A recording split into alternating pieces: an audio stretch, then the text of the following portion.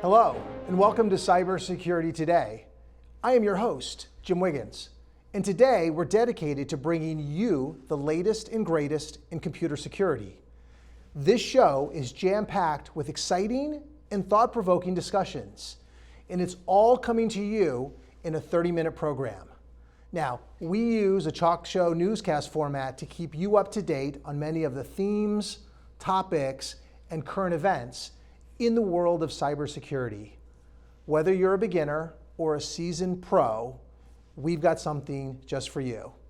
Now, if you're not familiar with cybersecurity, we'll provide you with the tools and insight that you need to protect and defend computer systems. And for those viewers who are current practitioners in the field like myself, we've got you covered too. Our show will feature thought leadership from top cyber experts, giving you a look at the direction of the cybersecurity industry. So sit back, relax, and enjoy the show.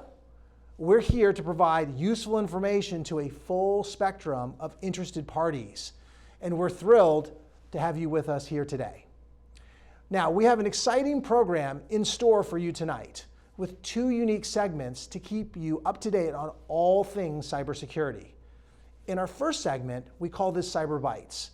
Here, we're going to cover a number of current events happening today in the cybersecurity industry. From things like data breaches to new cyber threats, we'll be discussing it all. So if you're looking to stay on top of the latest developments in cybersecurity, make sure you stick around for our Cyber Bite segment. We've got a lot of ground to cover, and we're excited to share all of this important information with you. Stay tuned.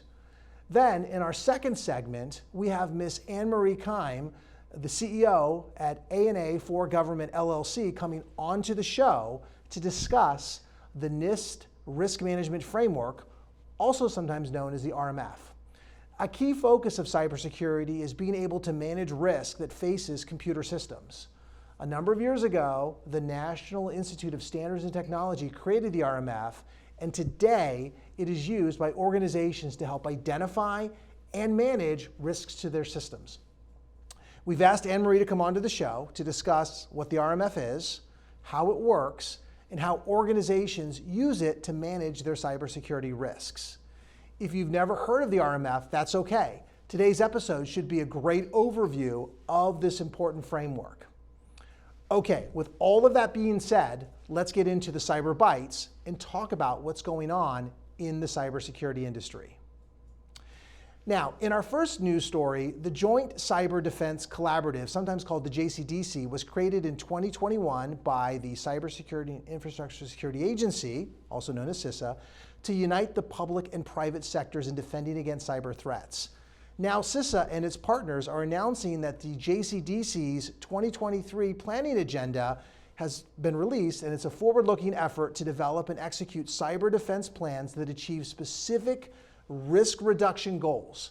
The agenda focuses on three topic areas: systemic risk, collective cyber response, and also high-risk communities. The goal is to reduce cyber risks at scale, also to update the National Cyber Incident Response Plan, and develop a cyber defense plan for civil society organizations that are at high risk of being targeted by foreign state actors. Think of foreign countries. All critical infrastructure organizations and entities with cybersecurity expertise are welcome to participate in these collaborative efforts. For further information about the JCDC, email cisa.jcdc@cisa.dhs.gov.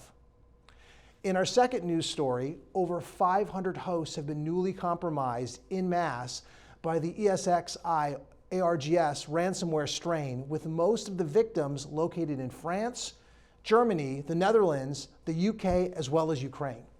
Now, the attack surface management firm called Census discovered that the two ransomware notes that were left date back to the mid-October 2022 and are similar to ones that have been used in the current wave. The ransomware that we're talking about is suspected to be based on the leaked Babuk ransomware code, which spawned other variants such as CheersCrypt and PrideLocker last year. CISA has advised organizations to keep their systems up to date with the latest security patches to prevent attacks. The rise in attacks also coincides with an 87% year-over-year increase in ransomware attacks targeting industrial organizations in 2022, with manufacturing being the most affected sector. Our third news article of the day is where CISA, a part of DHS, which we've talked about previously, has issued a warning regarding the use of iPhones and other Apple devices without the latest updates. Now, CISA, the agency, has urged users to update their operating systems to iOS 16.3.1. If you've got an iPad, to also 16.3.1, Mac OS Ventura 13.2.1, and Safari 16.3.1 for any older operating systems. Attackers can exploit vulnerabilities in older versions of these systems and gain access to users' personal data. The situation is unique because Apple has admitted that someone has already exploited this vulnerability. CISA, which does not usually respond to Apple's regular updates, has issued a statement emphasizing the need for an urgent update to protecting users.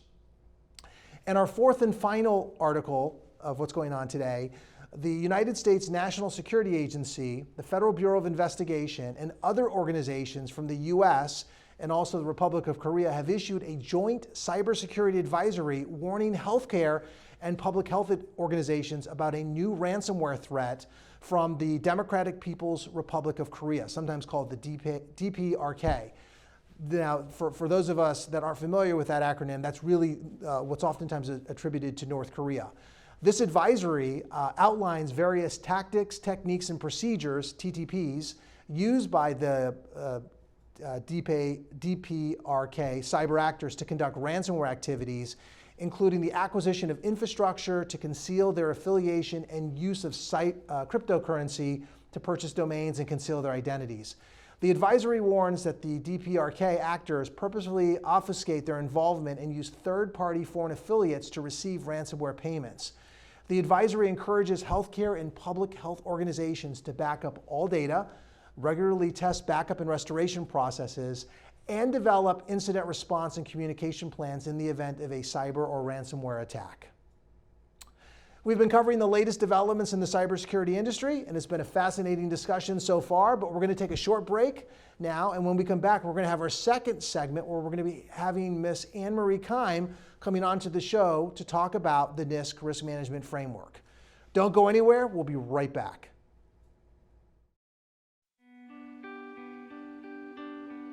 VA's round-the-clock hotline can put veterans who are homeless in touch with the resources and support they earned through their military service. Call 877-424-3838. Welcome back to Cybersecurity Today. For our second segment, we're being joined by Miss Marie Keim, the CEO at ANA for Government LLC. Currently, Marie runs her own company to help those organizations and agencies who struggle with something known as the assessment and authorization activities required to satisfy NIST, FSMA, and congressional requirements. Prior to her work at ANA for Government, Marie was a lead IT assessor at NASA, performing numerous activities within the NIST Risk Management Framework. Marie, welcome to the show. Thank you, Jim, and thank you for inviting me. Absolutely. So, I tried to provide your background, but maybe I thought we'd start by having you talk a little bit about your background in cyber as well as risk management. Sure. Well, I started in IT way back in the 80s, back in the landman days, and started in the assessment field early 90s. I actually helped test the DoD DITSCAP system. And I apologize in advance, but we had to start somewhere. And I have multiple certs. I have my CISP, I have a master's in cybersecurity. And as you said, I was a lead assessor at the DoD and NASA before I retired. I started out in banking and finance, which had a lot of regulations and compliance issues. Then I went to the DoD, which also had a lot of regulations and compliance, to being a civil servant in the federal government, a lot of regulations and compliance. So I'm totally on board with the government bureaucracy of compliance. So can you And right speak? now, I'm sorry, go oh, ahead, go ahead. please. Right now, as you said, I'm helping companies navigate the complex government requirements for certification and authorization, especially in the FedRAMP arena. So can you speak a little bit about the work that you did at NASA, as specifically as an assessor, and relate it back to the risk management framework? I know we haven't formally introduced the RMF yet, but maybe just give our viewers a little bit of perspective on your background in that respect. Sure. An assessor sounds a whole lot more friendly than auditor. So I'm glad that they changed that, because auditor strikes fear in the hearts of people, and that's not a good thing. It should be a collaboration. And I always told my system owners, as I was guiding them in the assessment process, right now, cybersecurity is generally viewed as an obstacle for people getting their jobs done. And we don't want to be an obstacle. So I would tell them, I'm not here to prevent you from doing your job. I'm here to help you do your job safely and securely. So as the assessor, I would work with teams of people, the system owners, the authorizing officials, my assessment team, in working through the steps of RMF to get everybody authorized and compliant in where they should be. I'd review documents, I'd do testing and scanning, physical walkthroughs. I'd be interviewing the stakeholders, the system owners and the admins and the people who are doing the patching, even the users, to make sure they know what's expected of them. And then I'd write a report with my findings, and none of it should be a surprise. They know what they have and they know what they lack, but it'll give them an idea of how to fix it. Perfect. So with that kind of as a backstory, maybe we could spend a couple of minutes talking a little bit about risk management in a general sense and really what it means from a cyber perspective. I mean, I think you're a really good individual to ask about that. When you define or explain risk management, what's your 30-second elevator speech look like for that? Well, all risk management boils down to knowing what threats and vulnerabilities you're exposed to, the likelihood of that being exploited, and the impact it's going to have on your business or agency. And then the cost versus benefit. Right? When we make those decisions every day, how bad is it going to be when something goes boom? You have geographic, you have human, you have technical threats. And you want to assess those and see, what am I exposed to and what's it going to take to happen? So with that being said, who do you normally see in organizations carrying out these different types of risk management activities? Is it the C-level? Is it the operations? Can you speak to that for a minute? Responsibilities go from the top down. Certainly in the government, the administrators are responsible for everything that goes on in their agency. And in a commercial enterprise, the CEO is ultimately responsible. And we know that gets delegated down to an information security officer or a compliance officer. But if you don't have upper management buy-in, you can't get a lot done. And it goes all the way down from that top person down to the people who are doing the day-to-day operations of a system and everybody between. You have risk executives who are the liaisons between that C-suite and the users down below, so that everybody's on the same page and communication flows both ways. You have security architects who make sure that the data is held in a place that's secure within your network.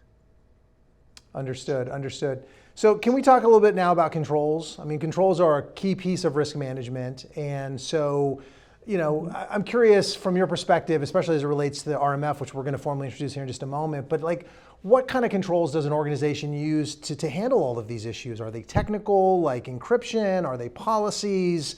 Does there tend to be an emphasis of one control over another? Well, it depends. And I think one of the unfortunate things that dropped off NIST's radar was the grouping of security controls into technical, managerial, and operational controls. The technical controls, like you said, things like encryption, transit, data in transit and data at rest. The managerial controls are related to policies and procedures and processes. And then operational controls are those things that you're doing day to day, dealing with your system, the patching and the updating. Not only was it important for a system owner to understand these kind of controls, but it really helped the assessor too. A technical control requires technical evidence. So I'd like to see something. And if it's a managerial control, give me your documents, give me your policies so I can look at those.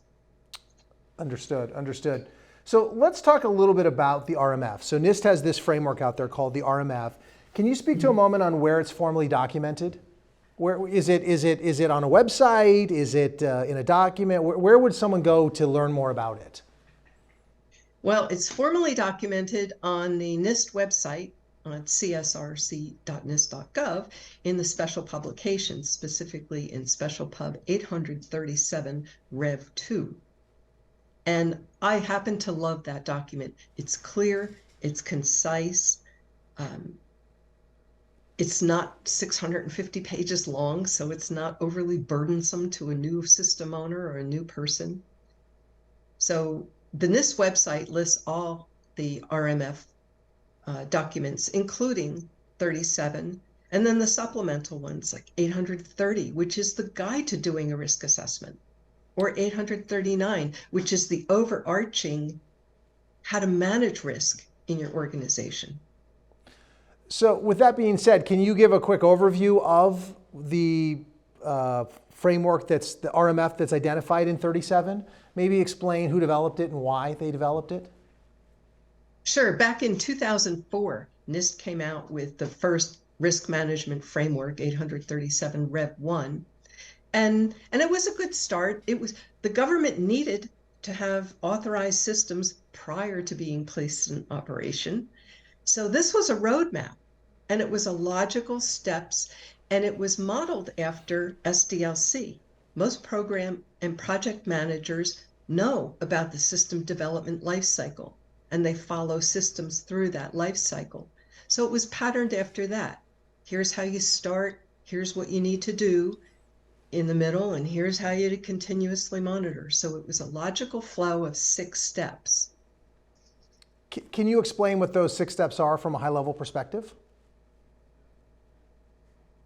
Well, the old version, the Rev 1, had 6 steps.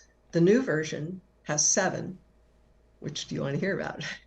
So maybe we could, for example, get in and just provide a quick down and dirty, each of the different steps or phases, the preparation step, just real quickly, so summarizing, sure. this life cycle model. In 2018, NIST realized they had to evolve RMF and improve it. So they introduced a step 0, which was a prepare step. And it formalized what everybody was doing in an ad hoc manner. Everybody knew kind of who a system owner was going to be. I always refer to systems as puppies, and there's no such thing as a free puppy. Somebody's got to own it. Somebody's got to take care of it. Somebody's got to be responsible for it. So the prepare step helped establish who are my stakeholders. Who's going to own this puppy? Where's the puppy going to live? What does this puppy need? What hardware and software? So I can identify my assets. What data is this puppy going to process? Because the type of data leads me down different rabbit holes based on the criticality of that data. So all these steps were bundled into a prepare step. Then we got into the familiar categorize based on my data types established in prepare. I'm going to categorize my system. Am I low, moderate, or high?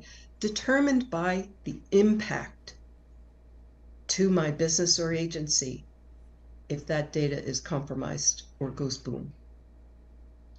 So I prepare, I categorize, I select and implement controls given to me by NIST based on low, moderate, or high. I implement those controls. I get those controls assessed.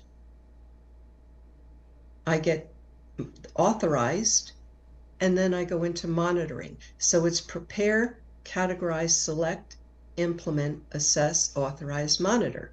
And if you're studying for an exam, the acronym is pretty cool system, if anyone asks me. So who carries out all these activities? Is it one person? Is it a team of people? Does it kind of depend on the step? Definitely depends on the step, and it's never just one person because you don't want a single point of failure. People drop dead, people retire, people transfer. We had the great resignation just recently. You don't want to have your system run stagnant because that person left. So you never want to have one person. But one of the nice things that 837 Rev 2 did was clearly define who does what in every step, who's the primary and who's the secondary. So it's typically a team of people, and these people don't operate in a silo. Everybody's working together. They're expected to work together, and they have to work together to get a good result. Understood. Let's talk for a moment now about some of the artifacts. You know, when you go through these different steps, there are things like a security assessment report, a risk assessment report, POAM. Maybe could you quickly give an overview of what a risk assessment report does, what a SAR does, and maybe what a POAM does? Sure.